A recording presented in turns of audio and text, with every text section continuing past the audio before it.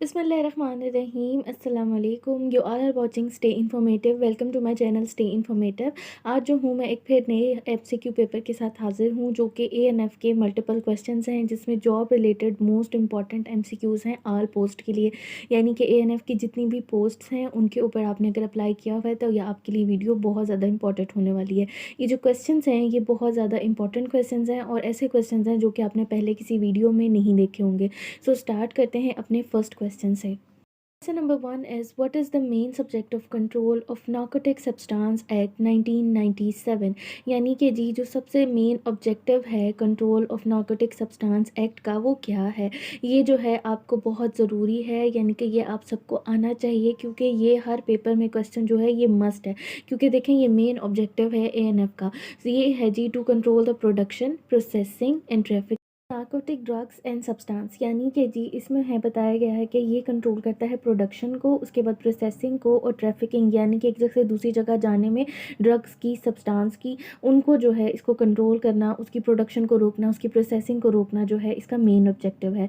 Next MCQ question है जी, control of narcotic substance act 1997 extended to the का मतलब है कि ये जो एक्ट है ये कहाँ कहाँ पर लागू है या कहाँ तक इसकी पहुँच है।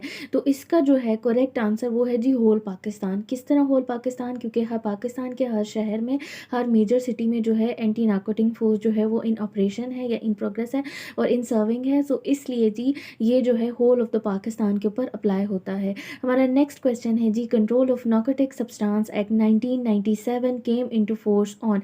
यानी कि ये जो बनाया गया था एक्ट या लॉ, ये कब जो है फोर्स में आया था, ये कब लॉ इन्फोर्समेंट में इसका अमल शुरू हुआ था। तो जी 7 July 1997 is the most important date. ठीक है, इस डेट को आप याद कर लें क्योंकि ये जो एक्ट है 1997 का, इसकी डेट आपको मस्ट आनी चाहिए क्योंकि पेपर में एक से ज़्यादा क्वेश्चन जो हैं वो इसी एक्ट में से आ जाते हैं। इस वीडियो में भी मैं एक से दो क्वेश्चन जो हैं वो इस तरह रिलेटेड ऐड किए हैं, सो वो आपके लिए हेल्पफुल होंगे। अपनी चलते हैं नेक्स्ट क्वेश्चन की तरफ। क्वेश्चन है जी, the largest opium producer country of the world is. ये जी एक ड्रग का नाम है। ये एक ड्रग जो है आपको डिफरेंट जगहों पर ये एएनएफ की लिस्ट्स में से भी मिलेगा, जो कि ड्रग्स जिनके ऊपर ये ऑपरेशन करते हैं या जिन ड्रग्स को ये क्या करते हैं सीज करते हैं, ये उनके ऊपर भी आपको मिलेगा इसका नाम। लेकिन जी इसका बहुत इंपॉर्टेंट बात ये है कि ये लार्जली दुनिया में सिर्फ प्रोड्यूस होता है अफ़गानिस्तान में। ये जो ड्रग है ये अफ़गानिस्तान इसका ओरिजिन है और अफ़गानिस्तान से इसकी जो है ट्रैफिकिंग और प्रोडक्शन प्रोसेसिंग बहुत ज़्यादा तौर पर होती है। ठीक है जी, बढ़ते हैं नेक्स्ट क्वेश्चन की तरफ। तो जी ये जो क्वेश्चन है ये थोड़ा लेंथी है, पढ़ने में बहुत ज़्यादा नज़र आ रहा होगा आपको, लेकिन ये बेसिकली डेफिनेशन है। आपने इस डेफिनेशन को अच्छे से याद करना है और इसका कॉन्सेप्ट मैं अभी आपको सारा समझा दूंगी, यानी कि इसकी वर्ड टू वर्ड मीनिंग और जो भी ट्रांसलेशन है वो मैं आपको समझा दूंगी। ठीक है जी, सबसे पहले है जी, यानी कि ये स्टार्ट होता है dash mean a person physically और mentally dependent on an any narcotic drugs और साइकोट्रोपिक सब्सटेंस और a person who habitually use narcotic drugs और साइकोट्रोपिक सब्सटेंस। अच्छा जी, इसका मतलब है कि एक ऐसा बंदा जो कि फिजिकली और मेंटली डिपेंड हो चुका है ये नार्कोटिक्स ड्रग्स पर या साइकोट्रोपिक सब्सटेंसेस पर और उसका आदी बन चुका है, ऐसे बंदे को हम क्या कहते हैं या ऐसे बंदे के लिए कौन सी टर्म यूज़ होती है? तो एडिक्ट जो होता है, यानी कि जिसको नशे की लत लग जाती है, एडिक्टेड पर्सन जो होता है उसको ये सारी डेफिनेशन जो है उसकी डेफिनेशन होती है। अच्छा जी, यहाँ पर दो किस्म के वर्ड्स यूज़ हुए हैं, नार्कोटिक ड्रग्स और साइकोट्रोपिक ड्रग्स। अब साइकोट्रोपिक ड्रग्स जो होते हैं वो ऐसे ड्रग्स होते हैं जो कि स्पेसिफिकली लिए जाते हैं सुकून के लिए या फिर किसी टारगेटेड एरिया में जो भी बेचैनी हो रही होती है उसको ख़त्म करने के लिए। ठीक है जी, तो इसलिए ये इसमें भी आता है। इसके अलावा जो ड्रग्स होते हैं वो साइकोलॉजिकल इफ़ेक्ट भी डालते हैं, मेंटल इफ़ेक्ट भी डालते हैं और फिज़िकल इफ़ेक्ट भी डालते हैं। और बंदा जो होता है वो फिज़िकली मेंटली इन दोनों का क्या हो जाता है, आदी हो जाता है। यानी कि ये ड्रग्स जो होते हैं साइकोट्रोपिक ड्रग्स या नार्कोटिक ड्रग्स, इन दोनों का जो है इंसान आदी हो जाता है, तो उसको जी एडिक्ट कहते हैं। ये बहुत इंपॉर्टेंट एमसीक्यू है, इसको आपने अच्छे से कर लेना है। Next question is cannabis plant means any plant of the genus, यानी कि यहाँ पर प्लांट का जेनस पूछा गया है, तो जी कैनबस ही इस प्लांट का जेनस होता है, यानी कि इसका ओरिजिन जो है वो कैनबस ही है। हमारा नेक्स्ट क्वेश्चन जो है वो है जी total chapter of control of narcotic substance act in 1997 are, यानी कि नंबर ऑफ चैप्टर्स पूछे गए हैं इस एक्ट के, इस लॉ के। तो इस एक्ट और लॉ के 9 चैप्टर्स हैं, ठीक है जी। सो आपने 9 को टिक करना है। नेक्स्ट हमारा क्वेश्चन है जी total section in control of narcotic substance act 1997 are. अब सेक्शन नंबर पूछा गया है, सेक्शन नंबर जी 78 है, आपने इसको भी अच्छे से याद कर लेना है, ठीक है जी। उसके बाद हमारा क्वेश्चन है जी coca bush mean the plant of any species of the genus. अब इसमें बताया गया है कि कोका बुश एक जो है वो ड्रग का नाम है, ये ड्रग डेरिवेटिव का नाम है। सो ये कौन से प्लांट की स्पीशी है या कौन से प्लांट से लिया जाता है, तो ये जी एरेथ्रोन ऑक्सिलीन से लिया जाता है। ये एक प्लांट के जेनस का नाम है, मतलब कि ये साइंटिफिक नेम है, ये कॉमन नेम नहीं है, ठीक है। और एक बात बहुत इंपॉर्टेंट आपको बताती चलूँ कि जितने भी ड्रग्स हैं उनके जो है साइंटिफिक नेम्स और उनकी जो साइंटिफिक जीनस है वो आपको आनी चाहिए, ये आपके लिए बहुत ज़्यादा इंपॉर्टेंट है। हमारा क्वेश्चन है जी all preparation containing more than 0.1% of cocaine are called coca derivatives. Coca derivative से जितनी भी प्रिपेयर किए जाते हैं कोकीन के वो ड्रग्स वगैरह, उनमें जी कोका डेरिवेटिव्स प्रेजेंट होते हैं। नेक्स्ट हमारा क्वेश्चन है जी director general means director general of anti narcotic force और any other officer appointed by the dash to perform the duty and function of the director general under this act. अब जी director general कौन होता है? Director general वो होता है जिसको हायर किया जाता है डिफरेंट ड्यूटीज़ को परफॉर्म करने के लिए और उसके अंडर जो है वो एक्ट के ऊपर काम किया जाता है। तो ये जो है प्रोसीजर कौन करते हैं, इसको कौन अपॉइंट करता है, यानी कि डायरेक्टर जनरल को कौन अपॉइंट करता है? तो डायरेक्टर जनरल को जी फेडरल गवर्नमेंट जो है वो करती है, अपॉइंट करती है, यानी कि वफाकी हुकूमत जो है वो इसको अपॉइंट करती है। नेक्स्ट हमारा क्वेश्चन है जी means a court of competent jurisdiction of a foreign country recognized by the federal government for time to time is called foreign court। foreign court यानी कि जो भी हमारे पास कोई मतलब कि फॉरेन केसेस आते हैं या फिर हमारे बंदे जो हैं वो किसी बाहर के मुल्क में पकड़े जाते हैं ड्रग ट्रैफिकिंग के दौरान, या फिर जो भी उनके मामलात होते हैं या यहाँ पर जो फॉरेनर पकड़े जाते हैं उनके जो मामलात होते हैं उनको जी डील करता है बेसिकली फॉरेन कोर्ट डील करता है। और ये कोर्ट जो होता है वो हमारी फेडरल गवर्नमेंट से इन टच होता है और इसका एक आपस में कनेक्शन होता है। नेक्स्ट हमारा क्वेश्चन है जी dash mean coca leaf cannabis heroin opium poppy straw and manufacture drugs.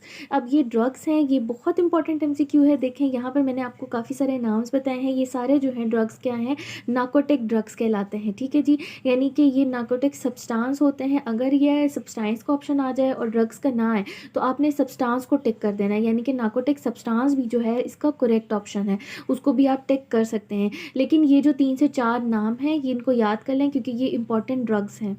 Means any substance which may be used for the production or manufacture of narcotic drugs or psychotropic substance controlled substance। अच्छा जी, यहाँ पर पूछा गया है कि ऐसा substance जो कि यूज़ किया जाता है प्रोडक्शन या मैन्युफैक्चरिंग ऑफ नार्कोटिक और साइकोट्रॉपिक सब्सटेंस को, उसको क्या कहते हैं? उसको जी कंट्रोल्ड सब्सटेंस कहते हैं, यानी कि ऐसी चीज़ जो कि कंट्रोल्ड अमाउंट में डाली जाती है और उससे ज़्यादा अमाउंट नहीं डाली जा सकती या एक स्पेसिफिक रेंज में डाली जाती है, तो उसको जी कंट्रोल्ड सब्सटेंस कहते हैं, जो कि नार्कोटिक ड्रग्स में और साइकोट्रॉपिक ड्रग्स दोनों में इस्तेमाल होती है।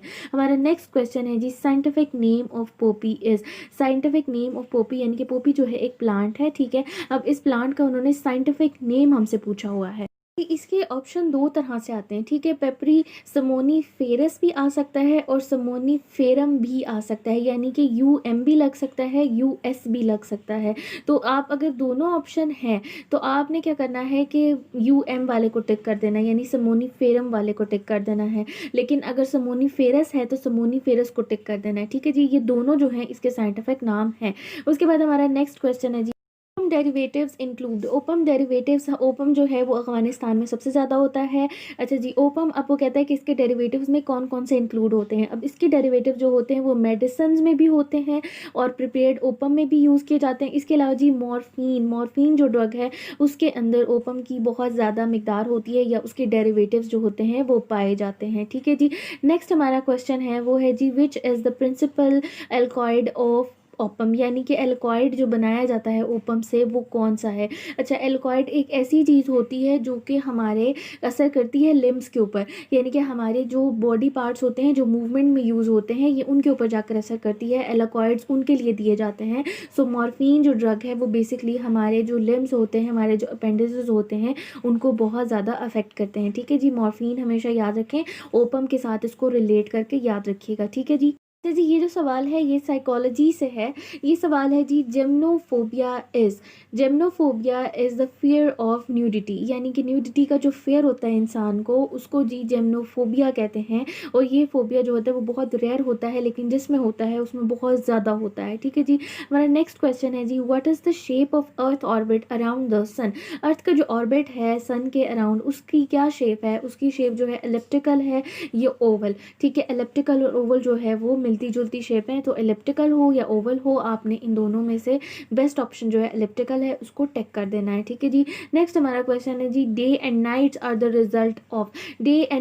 Result of earth rotation around it axis. हमेशा याद रखें कि ये सन की मूवमेंट की वजह से नहीं होता बल्कि जी हमारी अर्थ की मूवमेंट की वजह से होता है। हमारे जो भी दिन रात में तबादुल आता है या फ़र्क आता है वो किसकी वजह से आता है? हमारी जो अर्थ की रोटेशन है उसकी वजह से आता है। हमारा नेक्स्ट क्वेश्चन है जी, layer of atmosphere close to the earth surface is called, यानी कि जी अर्थ सरफेस के ऊपर जो एटमॉस्फेयर है उसको क्या नाम देते हैं, उसको क्या कहा जाता है?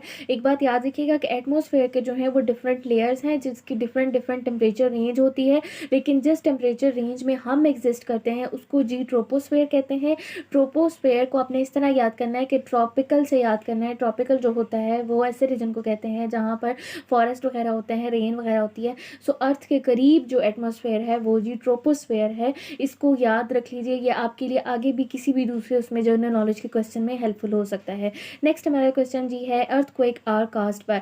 अर्थक्वेक बेसिकली आते हैं जी टेक्टोनिक प्लेट्स की मूवमेंट की वजह से, और ज़मीन के नीचे जो हैं वो टेक्टोनिक प्लेट्स हैं जिनकी मूवमेंट से जो है वो क्या होता है? अर्थक्वेक होता है, या अर्थ जो है वो शेक करती है। सो टेक्टोनिज्म जो है इसका करेक्ट आंसर है। ये टेक्टोनिक प्लेट मूवमेंट भी आ सकता है इसके ऑप्शन में।